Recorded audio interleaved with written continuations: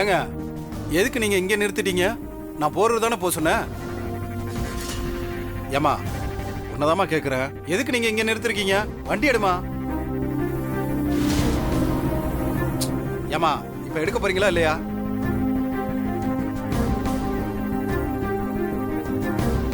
சொன்னா கேட்க மாட்டியாமா நீ? ஆட்டோல வந்து ஏறனேன் பாரு. உன்னதாமா கேக்குறேன், எதுக்கு இங்க நிப்பாட்டின?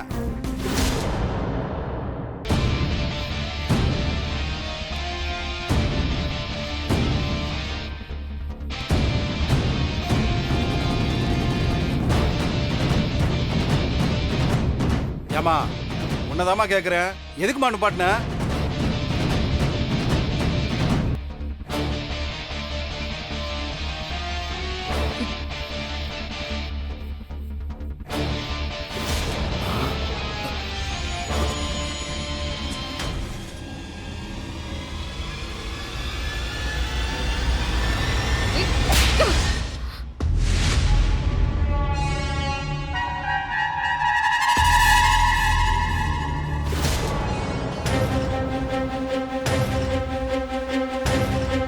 நான் இந்த ஆட்டோ ஓட்டிட்டு வருவேன்னு எதிர்பார்க்கல. என்ன உண்மை தெரிஞ்சிருச்சுன்னு பயமா இருக்கா? என்ன நான் போலீஸ் கிட்ட சொல்லுவேன், லாயர் கிட்ட சொல்லுவேன். சொல்லு. நானும் என் புருஷன் கிட்ட சொல்றேன். அப்புறம் உன் நிலைமை என்ன ஆகுதுன்னு தெரியும்ல. உனக்கெல்லாம் வெக்கமா இல்ல? வெறும் 1000 ரூபாய் பணத்தை சேர்க்கறதுக்காக என் அண்ணன் இதே ஆட்டோல ராத்திரி பகல ஓட்டிட்டு இருந்திருக்கு. மீட்டருக்கு மேல ₹1 கூட வாங்காது. எவ்வளவு கஷ்டம் வந்தாலும் தொழில அவ்வளவு நேர்மையா இருந்துச்சு. அவரு சாவல இப்படி பொய் சச்சி சொல்லி பணம் சம்பாதிச்சிட்டு இருக்க. உனக்குன்னு ஒரு ஃபேமிலி இருக்குல்ல. உன் ஃபேமிலியில இந்த மாதிரி ஒரு இன்சிடென்ட் நடந்து அதுக்கு யாராவது பொய் சாட்சி சொல்லி உன் குடும்பத்துல இருக்கிற யாரையாவது இந்த மாதிரி உள்ள தூக்கி வச்சா உனக்கு எப்படி இருக்கும்? இப்ப நான் உன்கிட்ட என்ன கேட்க போறேன்னு உனக்கு நல்லாவே தெரியும். அத நீயே சொல்லிட்டனா உனக்கு நல்லது. இப்படி மாட்டிக்கிட்டோமே. இப்ப நான் உண்மையை சொன்னா பெரிய பிரச்சனை ஆயிரும். என்ன பண்ணலாம், சமாளிக்கலாம்? சொல்லு. அக்காவை தங்கச்சிக்கிட்ட கோர்த்து விட்டு நம்ம தப்பிச்சிட வேண்டியதான். அதான் நமக்கு நல்லது. உன்னை யார் பொய் சாட்சி சொல்ல சொன்னது? ஒழுங்கா சொல்லிடு. என்ன மன்னிச்சிருங்கம்மா. பணத்துக்கு ஆசைப்பட்டு தான் நான் இதை செஞ்சேன். யாரோ ஒருத்தவங்க சொல்லி இதை நான் செய்யலாமா? உங்க ஃபேமிலியில ஒருத்தர் சொல்லி தான் செஞ்சேன். ஏன் ஃபேமிலி இல்லையா? உங்க அக்கா கண்மணி.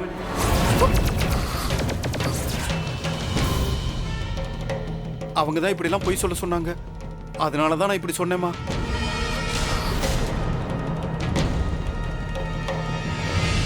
என்ன விட்டுருங்கம்மா, ப்ளீஸ்மா.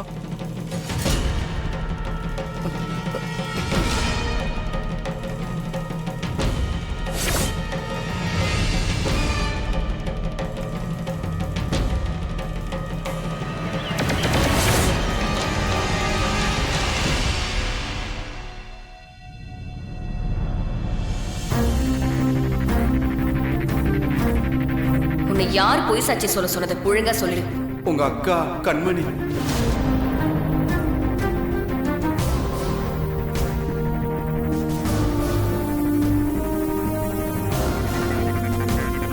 பாண்டியன் அவர் கூட முன்பகம் இருக்குன்னு வீட்டுல வந்து சொன்னா நீங்க எல்லாம் பயந்துருவீங்கன்னு சொல்லாம இருந்திருக்கலாம் இல்லையா?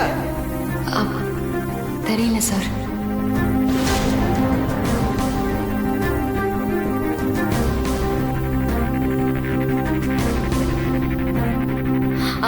மாமா இத பாருங்க மாமா. இது என் அண்ணன் சின்ன வயசுல இருந்து அவர் கழுத்துல போட்டிருந்த ருத்ராட்சம். இந்த ருத்ராட்சம் எங்க வீட்டுல இருக்கிறதுல ஒரு நியாயம் இருக்கு. ஆனா இங்க இந்த வீட்டுல அதுவும் மாறன் பெட்டிக்குள்ள எப்படி மாமா இருந்தது? அந்த விட்னஸ் நீ அண்ணன் கூட சண்டை போட்டேன்னு சொன்னது உண்மைதான் போல.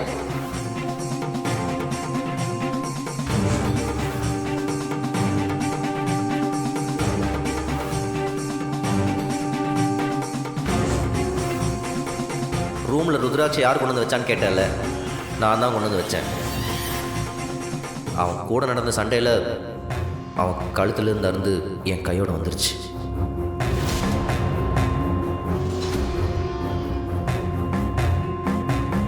இவன் ஏன் இப்படி பண்ணணும்?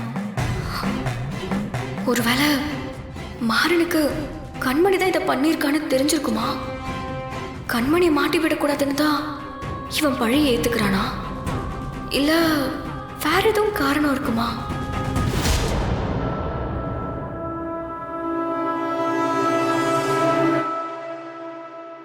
சார் வாங்க சார். சார்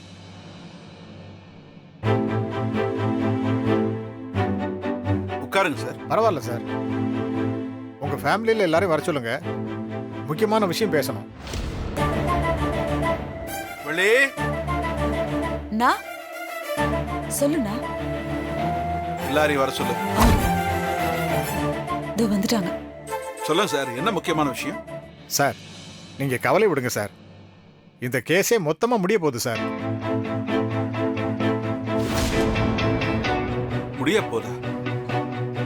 கேஸ் முடிய போதா? லாயர் சார் என்ன சொல்றீங்க? அப்படின்னா அந்த விட்னஸ் அவன் போய் தான் சொல்றேன்னு ஒத்துக்கிட்டானா? அப்படின்னா என் மாறன் இந்த கேஸ்ல இருந்து விட்டுருவாங்கல்ல? இனிமே அவனுக்கு எந்த பிரச்சனையும் இல்லைல்ல? கடவுளே கடவுளே. நம்ம கிட்ட அவ்வளவு பணத்தை வாங்கிட்டு ஏமாத்திட்டானா அந்த விட்னஸ்? விட்னஸ் கிடக்குறாம்மா, அவன்லாம் நமக்கு ஒரு ஆளா? விக்டிம் ஃபேமிலியே இனி இந்த கேஸை ஓபன் பண்ண வேண்டாம், இந்த கேஸை பத்தி ஆர்கியூ பண்ணாலே அவங்க ஃபேமிலியில் இருக்கிற நிம்மதி கெட்டு போகுதுன்னு கோர்ட்ல ஸ்டே வாங்கிட்டாங்க.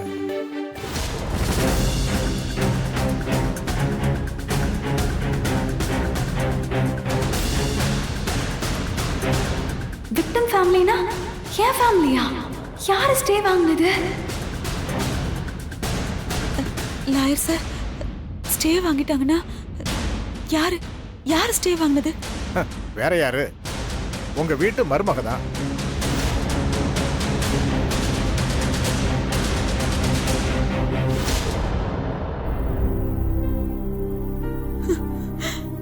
உங்க மூத்த மருமக கண்மணி தான் சார் ஸ்டே வாங்கினது.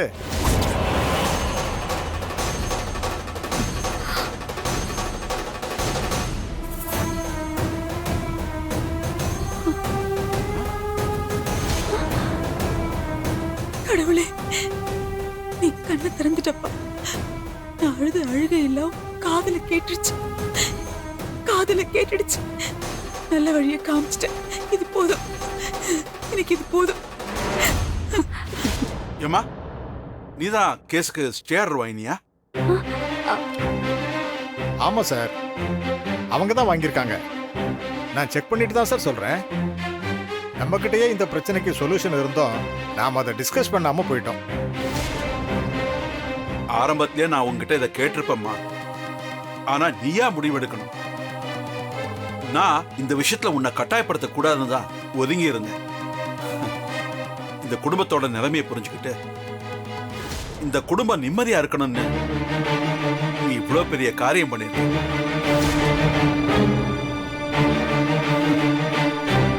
அண்ணினா இன்னொரு அம்மான்னு சொல்லுவாங்க. இன்னைக்கு நீ அதை நிரூபிச்சிட்டமா.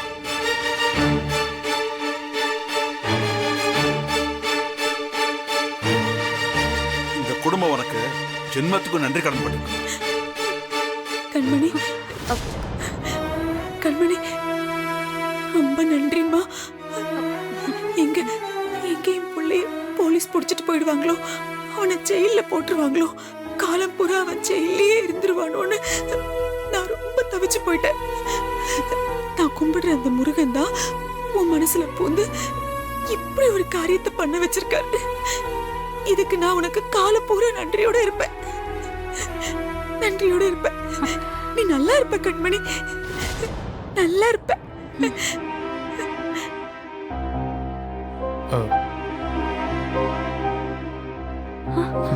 ரொம்ப தேங்க்ஸ் கண்மணி. இப்பதான் எனக்கு ரொம்ப நிம்மதியா இருக்கு. என்ன கண்மணி, இவ்ளோ பெரிய விஷயத்த பண்ணிட்டு உனக்கும் இதுக்கும் சம்பந்தமே இல்லாத மாதிரி நின்னுட்டு இருக்க? சொல்லு கண்மணி. அம்மா ஏதாவது சொல்லுமா. மாமா, நம்ம குடும்பத்தோட நிம்மதிக்காக தான் நான் இதை செஞ்சேன். ரொம்ப நன்றிம்மா.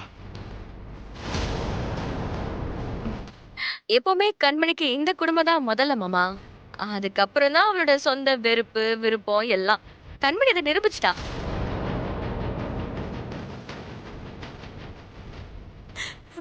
மாறா மாறா மாறா, இது போதும்டா எனக்கு. எல்லா கஷ்டமும் தீர்ந்து போச்சு. இனிமே உனக்கு எந்த பிரச்சனையும் இல்ல. இதுக்காகவும் நீ பயப்பட வேண்டாம். கோர்ட்டு கேஸ்னு கவலைப்பட வேண்டாம். சந்தோஷமா நிம்மதியா உன் வாழ்க்கைய வாழலாம். உன் வாழ்க்கையா, உங்க 2 பேர் வாழ்க்கையும் தான். சந்தோஷமா நிம்மதியா இருக்கலாம்.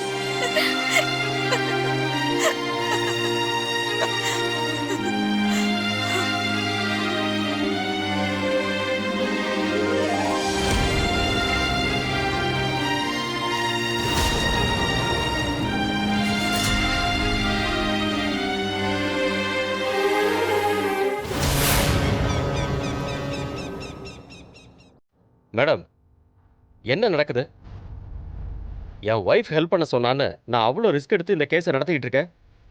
நீங்கள் என்னடான்னா ஈஸியாக போய் கேஸை ஸ்டே வாங்க அப்ளை பண்ணியிருக்கீங்க. நீ பாருங்க, இது ஒரு டம்மி கேஸு. இது ஒரு ஆக்சிடென்ட் கேஸு. 2 ஃபேமிலியும் காம்ப்ரமைஸ் ஆகி சம்மந்தமே பண்ணியிருக்கீங்க. இதுக்கப்புறம் இந்த கேஸை விசாரிக்கிறதுக்கு ஒன்றுமே கிடையாது.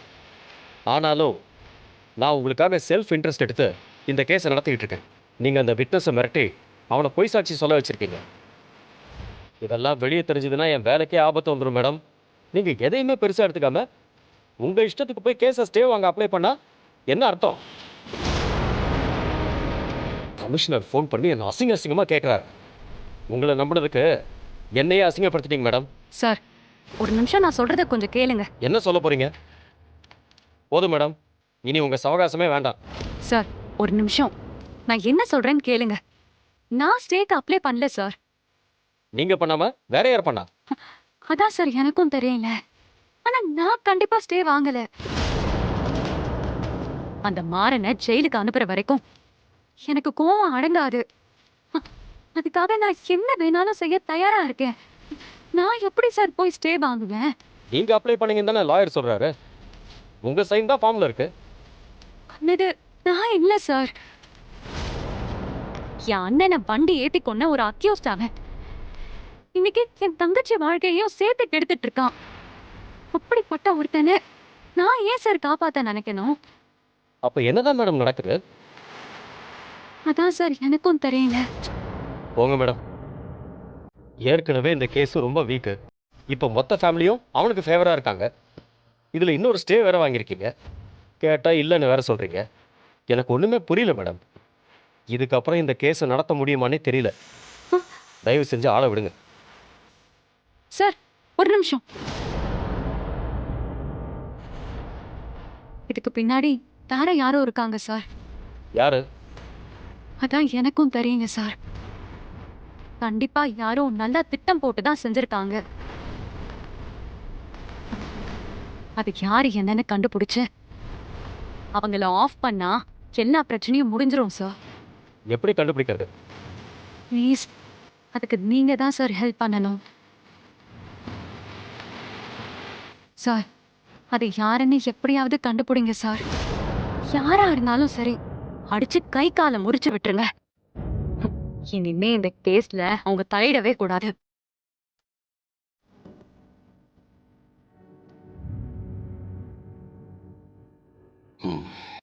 சரி மேடம், நான் பார்த்துக்கிறேன். ஆனால் கேஸ் மறுபடியும் ஹியரிங்க்கு வரும். அப்போ ஜட்ஜு உங்கள் ஃபேமிலியை கூப்பிட்டு ஏன் ஸ்டேக்கு அப்ளை பண்ணியிருக்கீங்கன்னு கேட்பாரு. எல்லாரும் மாறனுக்கு ஃபேவராகவே பேசி டவுட்டே இல்லைன்னு சொன்னால் அவ்வளோதான். அவர் கேஸை க்ளோஸ் பண்ணி கொடுத்துருவார். அது நடக்காமல் நீங்கள் தான் பார்த்துக்கணும். அதை நான் பார்த்துக்கிறேன் சார். நீங்க யார் அப்ளை பண்ணதுன்னு மட்டும் கண்டுபிடிங்க.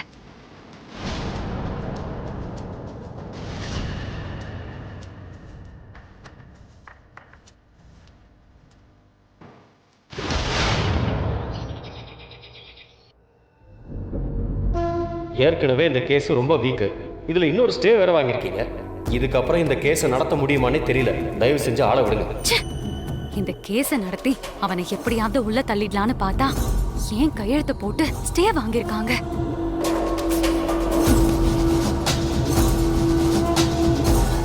எல்லாரும் மாறனுக்கு ஃபேவராகவே பேசி டவுட்டே இல்லைன்னு சொன்னால் அவ்வளோதான்.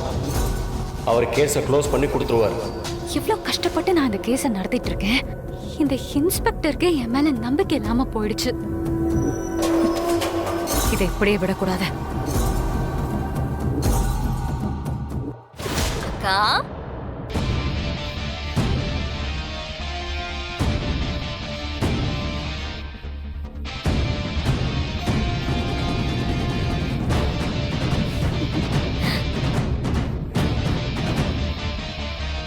என்னக்கா ஏதோ டென்ஷனா யோசிச்சுட்டு இருக்க மாதிரி தெரியுது.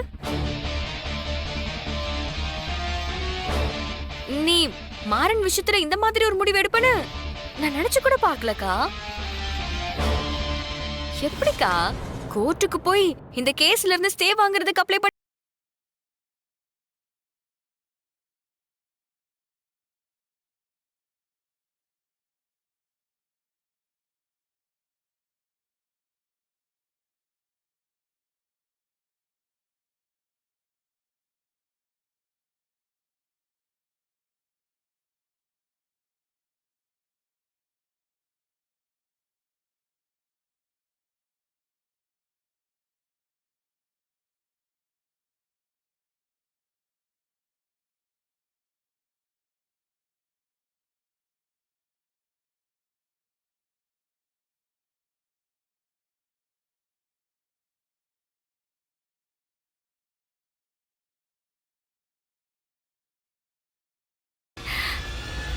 நீ தானே ஸ்டே வாங்குறதுக்கு அப்ளை பண்ண. பரவாயில்லக்கா, கண்டுபிடிச்சிட்ட. செம்ம பிரில்லியன்ட்கா நீ. நானும் வேற ஒண்ணு கண்டுபிடிச்சிருக்கேன். என்னன்னு கேக்குறியா? நீ தானே இந்த கேஸ ரீஓபன் பண்ணி மாறன ஜெயிலுக்குள்ள போடணும்னு இந்த கேஸ கொடுத்திருக்க. ஆமாடி, நான் தான் பண்ணேன். என் அண்ணனை கொன்னவனை ஜெயிலுக்கு அனுப்பணும்னு நினைச்சேன். என்ன இப்போ உன் புருஷனுக்கு வக்காலத்து வாங்கிட்டு அவனை காப்பாத்துறதுக்கு என் கையெழுத்த போர்ஜரி பண்ணி ஸ்டே வாங்க ட்ரை பண்ணிட்டு இருக்கியா? என்னக்கா பண்ண முடியும்? நீ ஆரம்பத்துல இந்த மாதிரி ஃபோர்ஜரி வேலையெல்லாம் பண்ணும்போது நானும் அதெல்லாம் பண்ணணும்ல. எத்தனை நாள் தான் நானும் நல்லவளாவே இருக்கிறது? தப்புக்கு தப்பு, சரிக்கு சரின்னு போறதுதான் கரெக்டான வழின்னு நீதான் எனக்கு புரிய வச்சிருக்க. என்ன என்னையே ஜெயிச்சிடலாம்னு நினைக்கிறியா? ஆஹா கா, என்னக்கா நீ எவ்வளவு பெரிய ஆளு? உன்னை போய் நான் ஜெயிக்க முடியுமா? ஆனா என் புருஷனை நீ ஜெயிலுக்கு அனுப்புறதுக்கு எந்த எக்ஸ்ட்ரீமுக்கு போவியோ அதே மாதிரி அவரை காப்பாத்துறதுக்கு நானும் எந்த எக்ஸ்ட்ரீமுக்கு வேணாலும் போவேன். அவ்வளோ கான்ஃபிடென்ட்டா உனக்கு?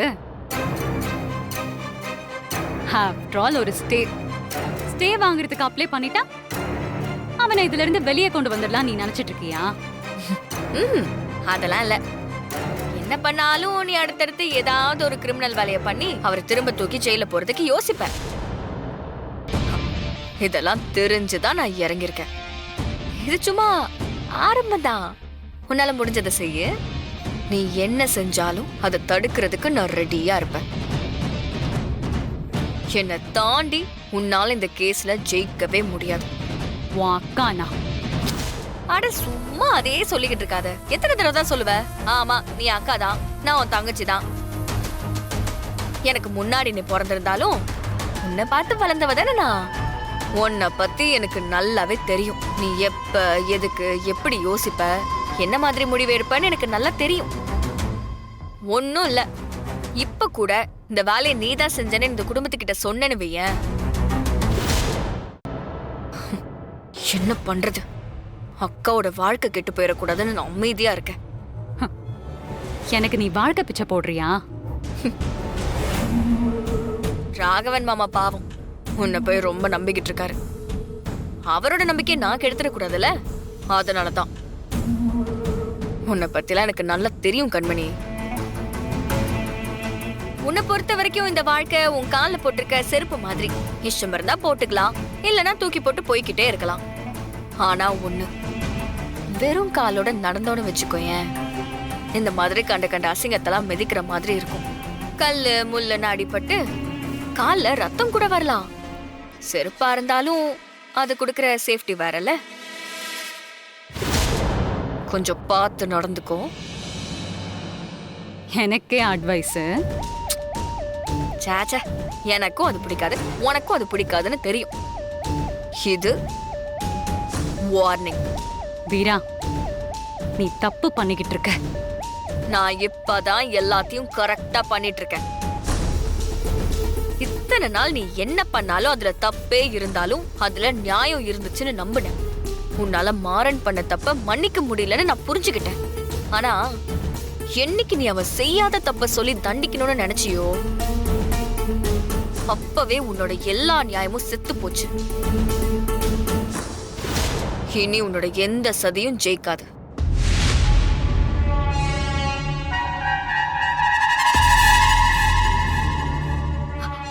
அட, என்னக்கா ஏதோ ஓவர டென்ஷன் ஆகுற மாதிரி தெரியுது.